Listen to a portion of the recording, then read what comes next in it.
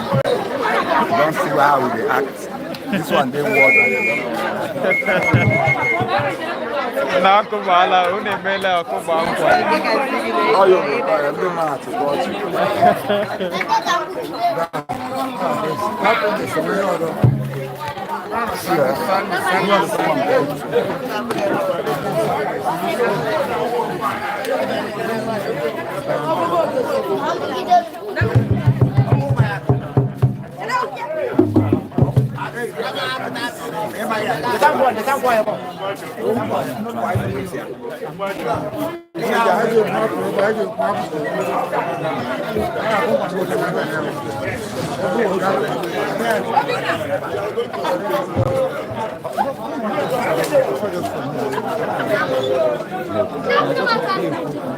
Yes, I know na ụbọchị taa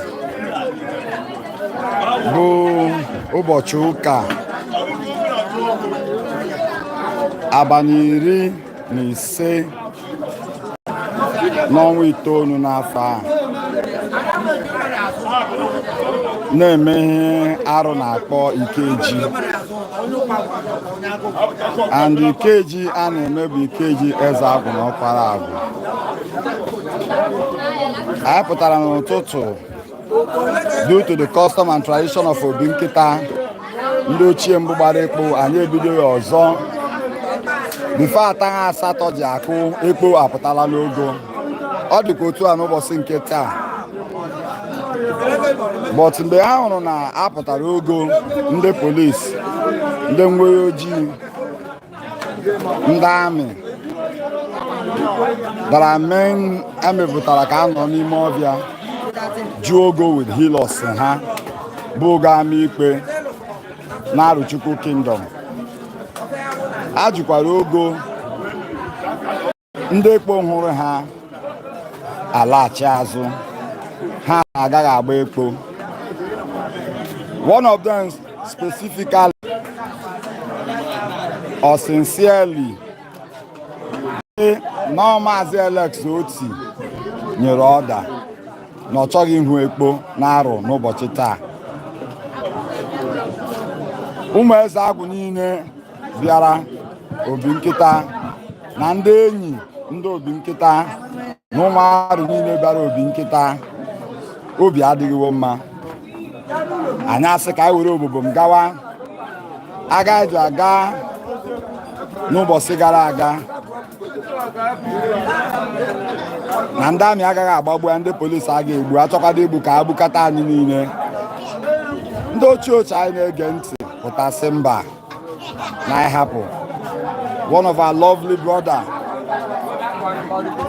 Moscow bi na ugwu meziri ike called us sị na anyị techa n'ogo ebe ekpo na-emetụ ọkpa na mgbalekpo obi nkịta na anyị bịa n'ụlọ ya, n'ihe anyị ma eri ama akọ anyị, ihe anyị ma aṅụ ama akọ anyị.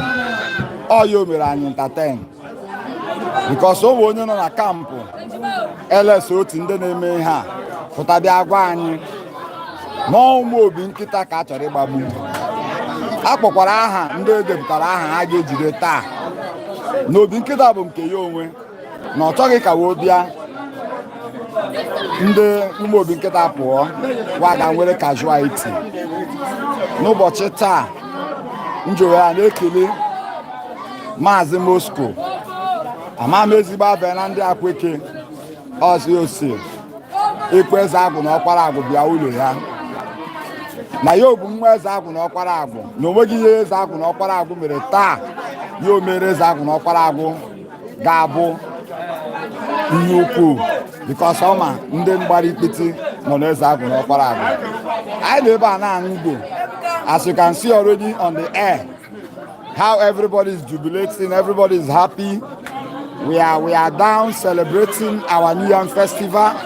No matter the challenges we are having, no matter the difficulties, from Maazị Alex Oti, who we voted for, who we confirm as our mentor, our leader, our Maazị, our father, and our grandfather. Today is causing a havoc in Aro. Ezago, Godwin, His Royal Majesty, wepụtara kalenda ya, Maazị Eze, nwa Maazị Eze, Ebere, Joshua, Eni, Kanu, wepụta nke ya. Eze ọtụtụsị ọgbụgba egbo wepụta nke being in the first. The program started 1st of this month, 15 days today. and Ebere insisted it will be on the 5th he brought his own. Ezotosi came out to bring peace. He came out to bring stability that Aro are known for. If you are from Aro, you know that Aro is meant for. We are people of, we have stability, we have calmness, we have peace in Aro. But I'm talking to you today because of this. There are a lot of problems in Aro today. I want to thank this media. I want to thank everybody that are under the sound of my voice. Please, if you can assist to bring peace, if you can assist to bring togetherness, which have left Aro many months ago, or thereabout some years ago, if you guys can come up as an Aro-oriented people, not the so-called people that thought they have the money and they are not, they did not grow up in Aro and vividly truly know the custom and tradition of Aro. If you guys will listen to them, things will spoil. But I'm beseeching each and every Aro sons and daughters who are capable, who can do undo to bring peace in Aro. With your Binkeda, we will celebrate you. We'll be happy. Thank you very much, sir. Thank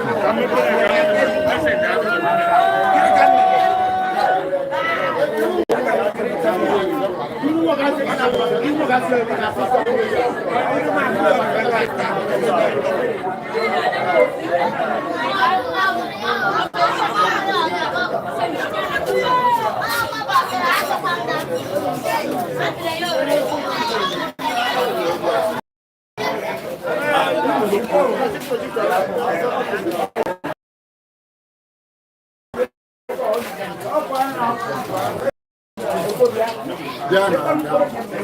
Any problem?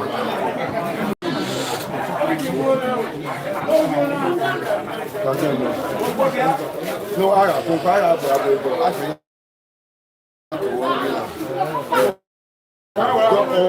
Dịka nọ na-ele anyị akụbiela nkwa ekpo ka uwe ritu ndị because ekpo a na-agba ebe a abụghị nke ọ bụghị na ogo ka a na-agba, agbagbala na ogo. Then ofu nwa Aro ama na-aza Moscow wee si ndị ekpo n'obịa n'ụlọ ka wee nwee refreshment. So ruo abịala gba ekpo ebe a, then akụbiekwala nkwa ka ha nwee ike nwee refreshment. So wori gbaa ndị then a na-ebidokwa ọdọ. So we'll be the Bawaga. I'm at the life again, and the link will be shared, so for you to be updated on what's happening in our Indewo.